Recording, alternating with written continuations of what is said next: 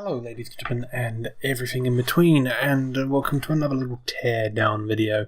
Felt like doing this again. Today I have a laptop, a Acer Aspire. I don't know which way around this will be. An Acer Aspire. This is a Aspire f7 or f15. This one, or this model, has a, where is it? A 940 MX in it with GDDR5, 1GB, so 2GB dedicated VRAM. It says it's a 6200U. In reality, it's a 7200U, 2-core, 4-thread. I don't know what's up with the sticker here. And it does still have the 8GB memory. I haven't bothered to upgrade that. But, and then a Alolan Raichu, because Raichu's better than Pikachu. Fight me. Back out. Let's get into this. So this one's pretty simple to get into for the start. So just these are 3 screws here, which are just Phillips, standard Phillips.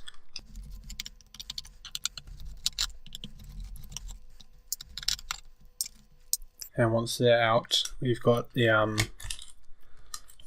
this, what do you call it, cover comes off, and this has just got clips along the bottom here.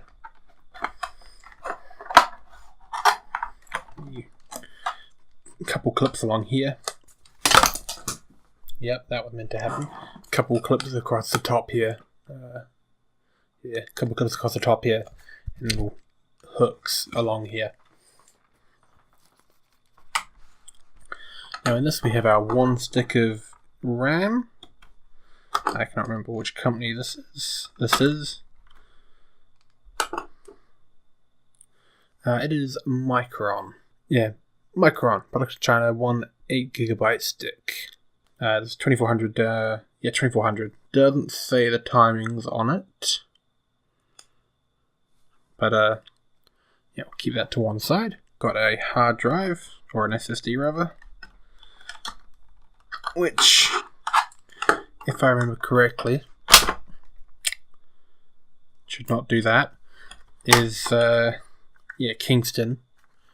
Kingston, this is an A400, SA400, and this is a 240GB model, just because that's all I really need on a laptop for this, for school, because we don't really save anything to it, just Word documents and the like. So then we got a whole bunch of screws around the sides here. This one releases the DVD drive, which has a few underneath it, so let's get that one out first. And unlike the HP, none of these screws on this are captive,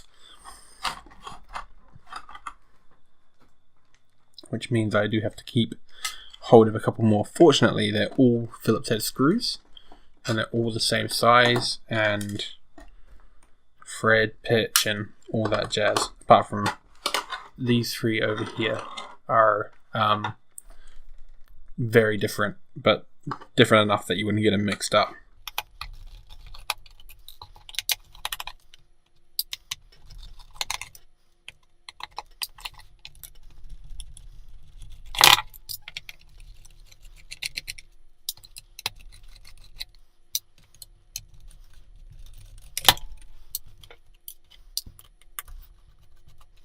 So just for brevity's sake, this is the screw that goes inside of the, the CD thing down here. Absolutely minuscule. And these are the screws that go along all of the outside. These are all Phillips head with the same length. So there's no freaky business going on there. Of course, that's these 3 here, all along the top, all along the sides, all these 2 out. That should allow us to now take off this black back camshell. If I remember how to do it, leave a flathead as an order. And this one should, in theory, be a lot easier to do than the HP. Oh yeah, way easier.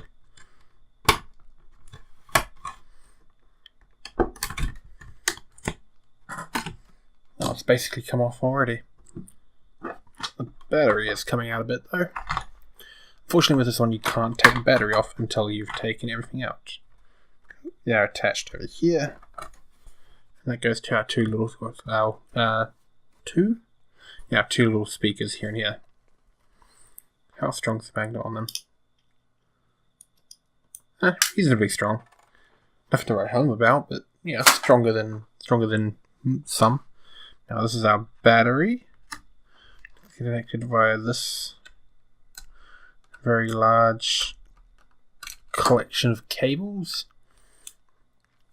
This is a lithium-ion. Does it say 2650 milliwatt hours? Can that focus? I think that's focused. Yeah, 14.8 volts at 2650 milliwatts. Anything else interesting on this? No,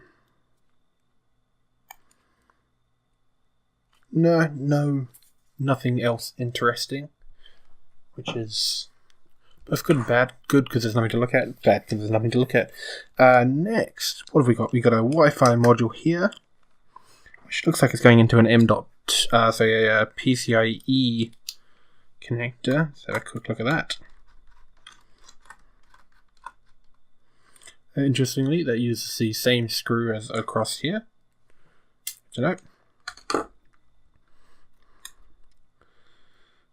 So yeah, this is using a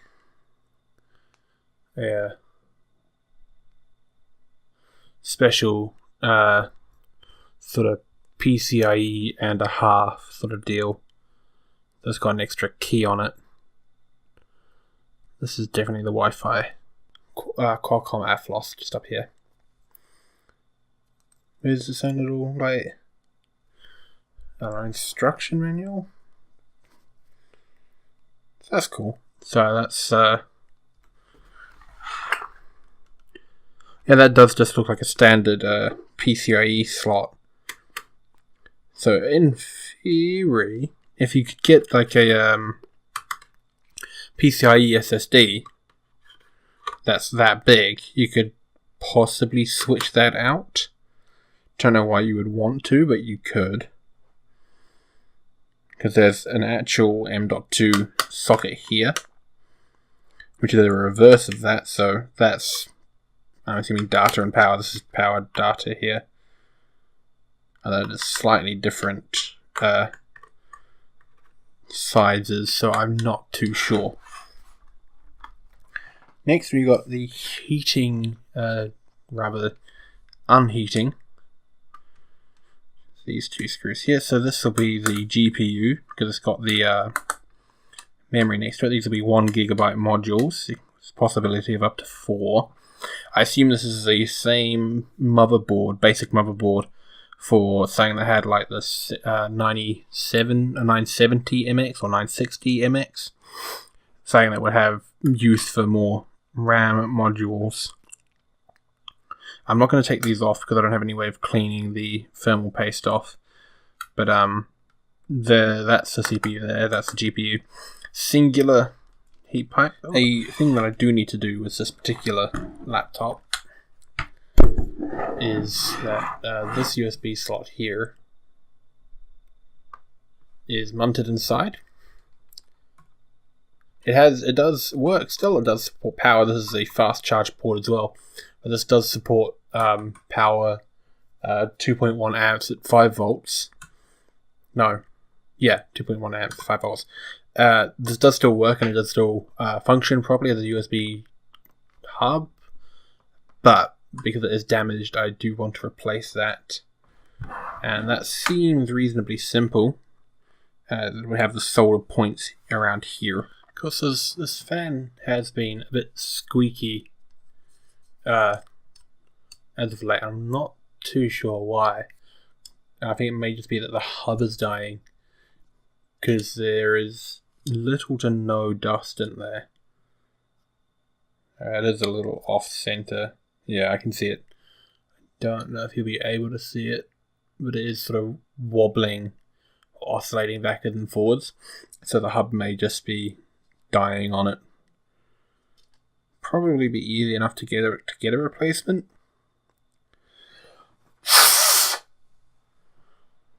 But I don't know if it will make big enough deal, because this will do Far Cry 3 at 720p lowish, and the GPU will max out about 70.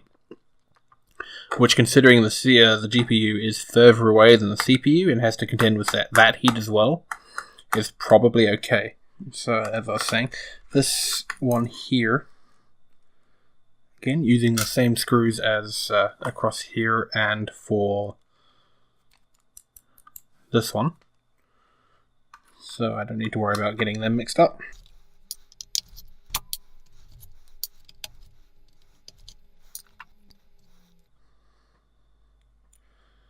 So we got good on the what do you call it? The GPU coverage, but the CPU barely got any, which either means I didn't put it down tight enough last time, or I just didn't apply enough. Both of which are possible. I'll just clean these off real quick. So this one does have some markings on the die. The GPU die at least, nothing on the CPU die. And the layout for this one, as far as I can tell, is the GPU's here with its DDR5 completely separated. But then you have the CPU. The CPU. And I'm guessing this is the North Bridge. And this substrate here, there is a separation on this under this thermal tape. Is its own chip that this can be taken out of and have a different CPU placed on top of, so they can keep this frame and this motherboard between different revisions and different models of this Acer Aspire F series. Again, changing out the graphics as they go. So this is a NVIDIA N16S-GT1-KB-A2, which you should probably be able to read reasonably well on your own. And you see, and yeah, this has got 2 lots of Micron DDR5 GDDR5 RAM, 1 GB. So this here is a little switch. So you have to have this depressed before the machine will actually turn on. So you have to have the back plate. The back plate has a corresponding, where is it, hole here, and then the cover that goes over the graphics, so the RAM and this thing has a little depressor here-ish, catch the light on it, and it just pushes down on this little button here. So that there. Now this, to put this on, that's way too much. Oh well, you'll know that doesn't actually make a difference as long as it's off. This module here doesn't actually get covered. It is underneath this heat pipe here, but it's not raised enough to come into contact with the heat pipe. So I'm guessing that it's a North Bridge, so it doesn't actually get warm enough for it to need cooling. Fins themselves look pretty good. A little bent one here, but that's nothing too bad. So let's chuck this back on. Do I want to squish that down? No. Far too lazy for that. If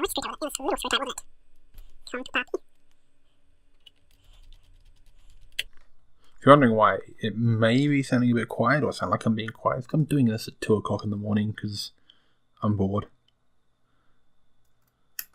and I finally got a way of having my my phone, which is a much better camera than the last one, no 720p bullshit, done properly.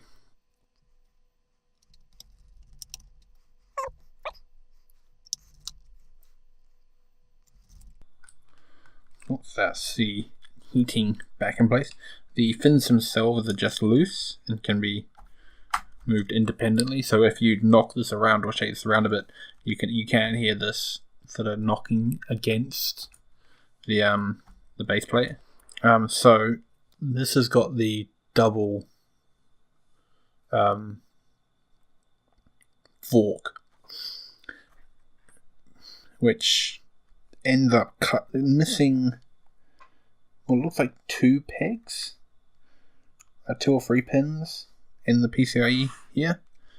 If I bring it over here, those pins are where the break normally is for a normal PCIe thing, and that's where you put your M.2. And now we just put the backplate back on.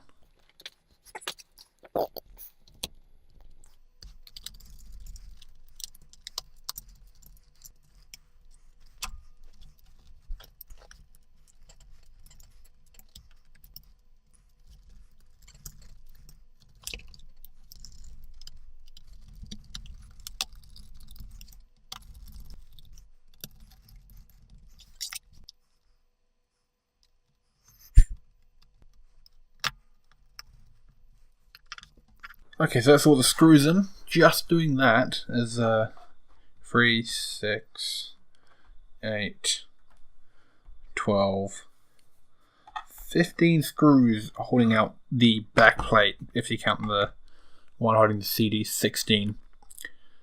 19 in total screws to hold this little bit of plastic in, which is insane. So what's left now is SSD, which is probably going to be a pain considering it doesn't have that rubber plastic tab on it anymore. But maybe able to do this easily.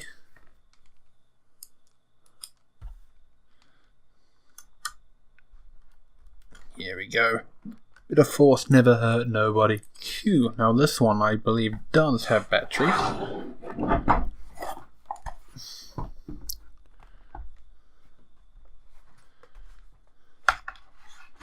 Ugh, fingerprints.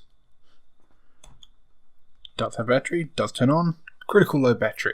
Ta-da! Yeah, that's good.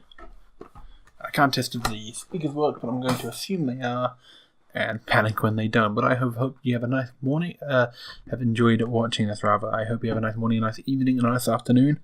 And I'm currently looking at my my Windows Mixed Reality headset and thinking I may give that a go, taking it apart, but I'm not 100% sure on whether or not I should do that.